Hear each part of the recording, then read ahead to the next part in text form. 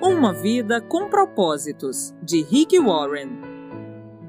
Passaremos os próximos 7 dias falando do propósito número 1. Você foi planejado para agradar a Deus. Dia 8. Planejado para agradar a Deus.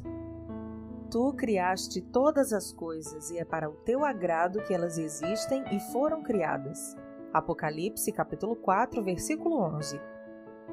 O Senhor está contente com seu povo. Salmos 149, versículo 4.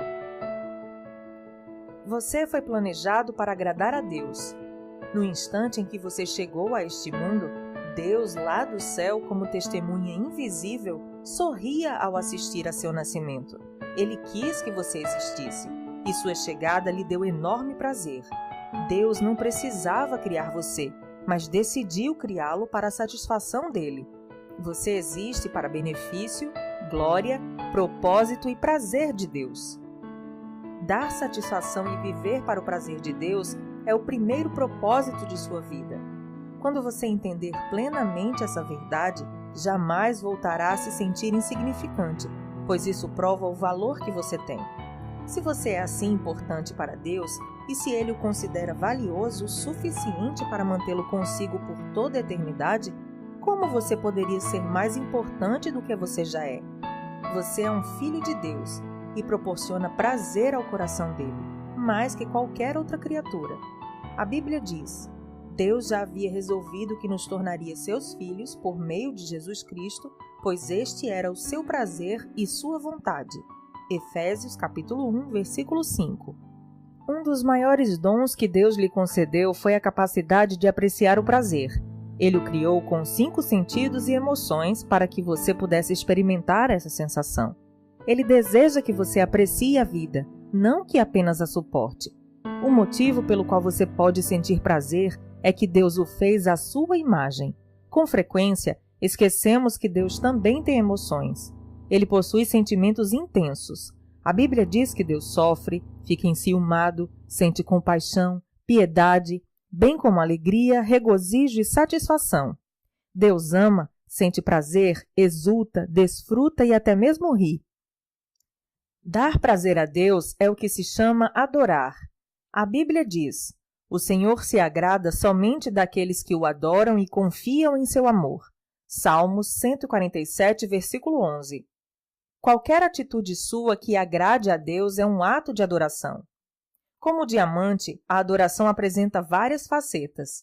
Seriam necessários vários livros para abordar tudo o que precisamos compreender a respeito da adoração, mas nesta sessão estudaremos seus aspectos principais. Os antropólogos perceberam que a adoração é o impulso universal estabelecido por Deus na estrutura de nosso ser, uma necessidade intrínseca de nos ligarmos a Ele. Adorar é tão natural quanto comer e respirar. Quando não conseguimos adorá-lo, achamos um substituto, ainda que no fim sejamos nós mesmos.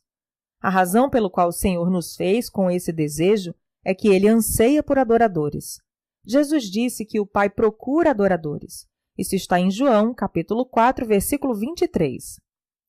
Dependendo de sua formação religiosa, pode ser que você precise ampliar sua compreensão do termo adorar. Você talvez vincule essa palavra a cultos na igreja em que haja cânticos, orações e pregação. Ou visualize um cerimonial com velas e ceia, ou imagine curas, milagres e experiências arrebatadoras. A adoração pode incluir esses elementos, porém vai muito além dessas manifestações. Adorar é um estilo de vida. Adoração é muito mais que música. Para muitos, adorar é apenas sinônimo de música. Eles dizem: em nossa igreja temos primeiro a adoração e depois a pregação. Este é um grande mal-entendido. Todos os momentos do culto são um ato de adoração. A oração, a leitura da Bíblia, os cânticos, a confissão de pecados, o silêncio, o ato de ouvir a pregação, fazer anotações para estudo posterior, ofertar, o batismo, a ceia, assinar um cartão de compromisso e até mesmo cumprimentar outros adoradores. Na verdade, a adoração é anterior à música. Adão adorou no Jardim do Éden, mas não há nenhuma menção à música até Gênesis capítulo 4, versículo 21, com o nascimento de Jubal. Se a adoração fosse somente música, então os que nunca se utilizaram da música jamais adoraram. Adoração é muito mais que música. Mais grave é quando se utiliza o termo adoração em alusão a um estilo musical específico. Primeiro cantamos um hino, depois uma canção de louvor e adoração. Ou, gosto das canções de louvor mais rápidas, porém prefiro as canções de adoração mais lentas. De acordo com essa convenção, se uma canção for rápida, alta ou tocada por instrumentos pesados, podemos classificá-la como louvor. Mas se for lenta, tranquila e intimista, talvez acompanhada por um violão, então é adoração. Esse conceito de adoração com relação à música é equivocado, embora seja muito comum. A adoração não tem nenhuma relação com o estilo, volume ou andamento da música. Deus ama todos os tipos de música porque Ele inventou todas elas, rápidas e lentas, altas e suaves, antigas e modernas. É provável que você não goste de todas, mas Deus sim. Se são oferecidas ao Senhor em espírito e em verdade, então são um ato de adoração. Os cristãos frequentemente discordam do estilo de música a ser utilizado na adoração, defendendo com entusiasmo seus estilos preferidos, como se fossem os mais bíblicos ou mais reverentes. Mas não existe um estilo bíblico. Não existem notas musicais na Bíblia. Hoje, nem mesmo temos os instrumentos utilizados nos tempos bíblicos. Para ser sincero, o estilo musical que você prefere diz mais sobre você, sua formação e personalidade do que sobre Deus. O som de um grupo étnico pode soar como um barulho para outro grupo, mas Deus gosta da variedade e aprecia todos os estilos. Não existe nada que possamos definir como música cristã. Existe apenas letra cristã. É a letra que torna uma canção sagrada, não a melodia. Não existem melodias espirituais. Se eu tocasse para você uma música sem a letra, não haveria como saber se é ou não uma canção cristã. A adoração não é para benefício próprio. Como pastor, recebo bilhetes dizendo: amei a adoração de hoje, foi muito bom para mim. Esse é outro mal-entendido a respeito da adoração. Ela não é para o nosso benefício. Quando adoramos, nosso objetivo é agradar a Deus, não a nós mesmos. Se você alguma vez já disse: não aproveitei em nada a adoração de hoje, então você adorou pelos motivos errados. A adoração não é para você, é para Deus. Claro que a maioria dos cultos de adoração contém elementos de comunhão entre os irmãos, edificação e evangelização. E existem benefícios na adoração, mas não adoramos para nossa satisfação. Nossa motivação é glorificar e agradar ao Criador. No capítulo 29 de Isaías, Deus reclama de uma adoração hipócrita e sem entusiasmo. O povo estava oferecendo a Deus orações repetitivas, louvor falso, palavras vazias e rituais humanos sem que o significado fosse levado em consideração. O coração de Deus não é tocado por uma adoração meramente tradicional, mas por paixão e compromisso. A Bíblia diz: esse povo se aproxima de mim com a boca e me honra com os lábios, mas o seu coração está longe de mim. A adoração que me prestam é feita só de regras ensinadas por homens.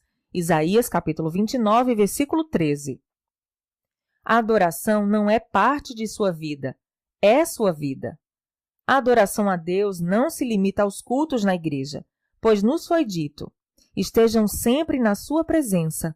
Salmos 105, versículo 4. E cantem glórias e louvem ao Senhor desde o nascer até o pôr do sol. Salmos 113, versículo 3. Na Bíblia, as pessoas louvavam a Deus no trabalho, em casa, na batalha, na prisão e até mesmo na cama. Louvar deve ser sua primeira atividade, assim que abrir os olhos pela manhã, e sua última atividade ao fechá-los à noite. Davi disse: eu darei graças ao Senhor o tempo todo. Minha boca sempre o louvará. Salmos 34, versículo 1. Cada atividade pode ser transformada em um ato de adoração quando realizada para louvar, glorificar e agradar a Deus. A Bíblia diz: assim, quer vocês comam, bebam ou façam qualquer outra coisa, façam tudo para a glória de Deus. 1 Coríntios, capítulo 10, versículo 31. Lutero disse: um ordenhador pode tirar o leite das vacas para a glória de Deus. Como é possível fazer tudo para a glória de Deus? Fazendo tudo como se estivesse fazendo para Jesus e mantendo uma conversa contínua com ele durante a atividade. A Bíblia diz: tudo o que fizerem, façam de todo o coração como para o Senhor e não para homens. Colossenses capítulo 3, versículo 23. Este é o segredo de um estilo de vida em adoração: fazer todas as coisas como se fossem para Jesus.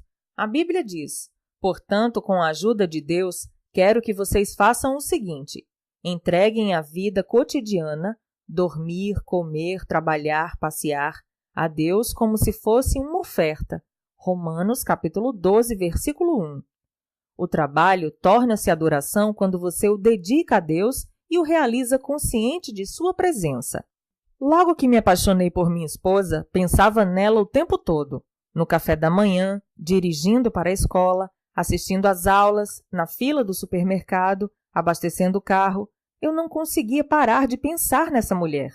Constantemente falava comigo mesma a respeito dela e ficava pensando nas coisas que eu mais amava nela. Isso me fazia sentir perto de Kay, mesmo quando estávamos separados por vários quilômetros e frequentávamos faculdades diferentes. Pensando nela constantemente, eu estava permanecendo no seu amor. A verdadeira adoração reside nisto: apaixonar-se por Jesus. Dia 8. Pensando sobre o meu propósito de vida. Tema para reflexão: fui planejado para agradar a Deus. Versículo para memorizar: o Senhor está contente com seu povo. Salmos 149, versículo 4. Pergunta para meditar: que tarefa simples eu poderia começar a fazer como se fosse diretamente para Jesus? Até o próximo áudio.